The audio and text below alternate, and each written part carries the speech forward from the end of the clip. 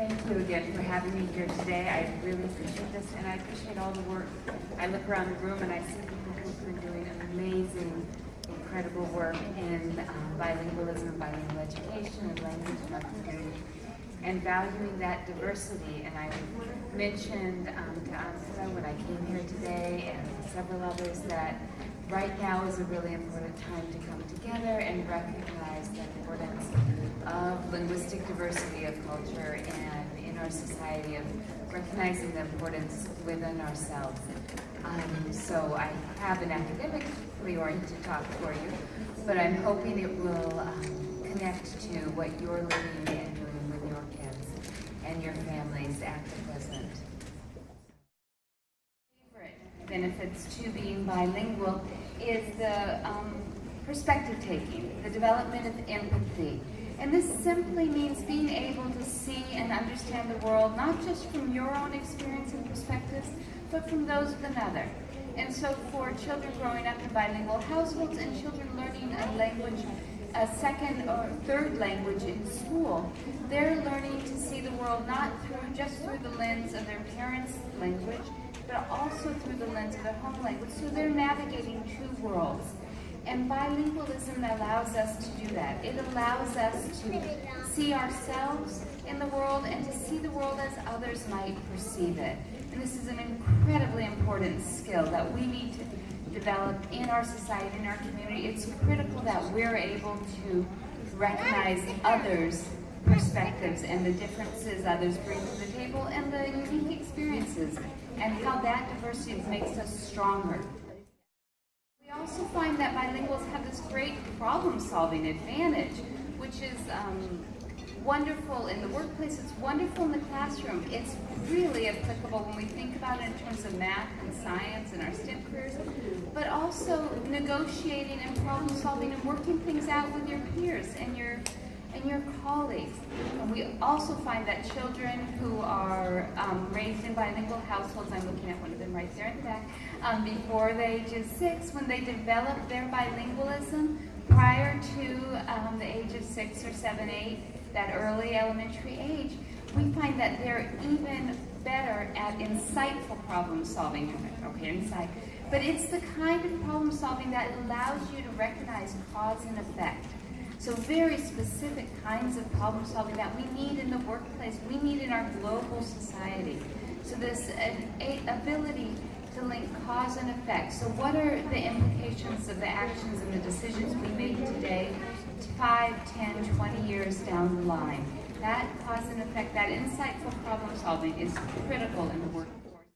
When they go from elementary to middle school and then later from middle school to high school, we see that these advantages really play out in our science and math classrooms, especially our STEM classrooms, our science, technology, engineering, and math, and we now talk about STEAM with the art involvement as well, require a collaborative focus, and we see a bilingual advantage in this collaborative focus as well. And there's a need for language, and this need for language to negotiate understanding and identity. It's the need for language to negotiate our problem solving in the classroom. We use both verbal and non-verbal skills. And we find that for bilinguals, being involved in these interactive spaces in science and math especially allows for a real critical development of their linguistic skills in the primary and the second language.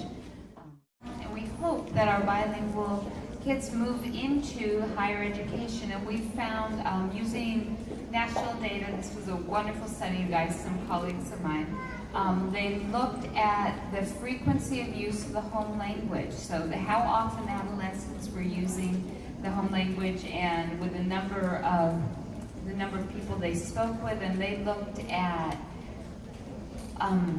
students from all over the United States, and for both Spanish speakers and Asian language speakers, they found that frequency of use was actually predictive of going to a college or getting into a 2 or 4 year college. So this is really important. maintaining and using that language at home, even when you're 15, 16, 17, even though you already have English down, is still really important. It leads to serious advantages. And I can speak to this specifically. We see, remember that high school graduation, we saw that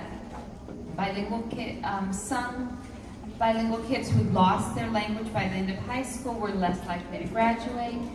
We find that for boys in particular, and this is using data from here in Texas only, for boys in particular, when they continue to use that primary language in the home, they have a much higher likelihood of going to either a 2- or a 4-year college. In fact, the odds of going to a 2-year college are 1.8 times greater if they speak the primary language with adults only, which is the purple bars are with adults only, the green bars are with both adults and other adolescents, and the yellow bars are with nobody.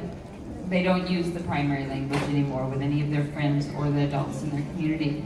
So you can see those purple and green bars are much higher. We see a much higher rate of 1.8 times greater 2-year college going and a 4-year college going for our Latino boys who speak Spanish at home, which is really, really important. That's one of the groups that we don't get into college frequently enough.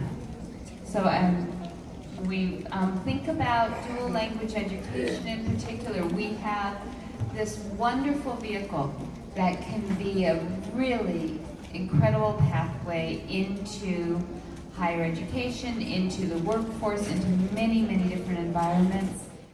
We also talk about intercultural competence and the ability to negotiate across cultures and across groups.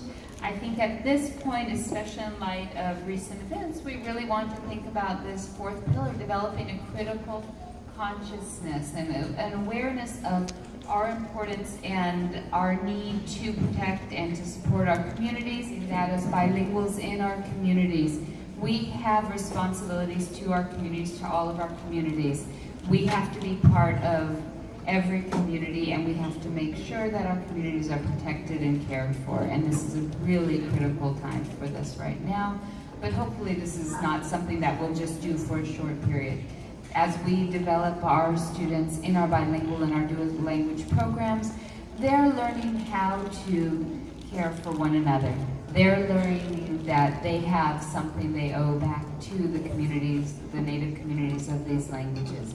And there's a real critical piece here.